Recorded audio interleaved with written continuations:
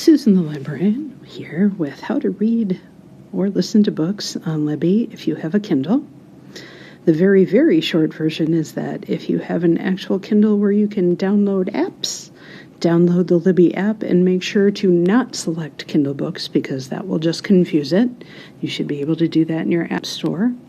And if you have a Kindle, when you are looking for books, which you can do if you go to our website at carverlib.org and tap on the button to get, or the link to get started searching our collection, and use your hamburger menu to tap on Kindle books.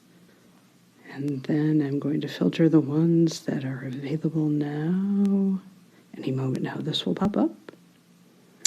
Though some are unavailable, which is hilarious to me. Good sorting there, Libby and Overdrive. So if you tap on Borrow,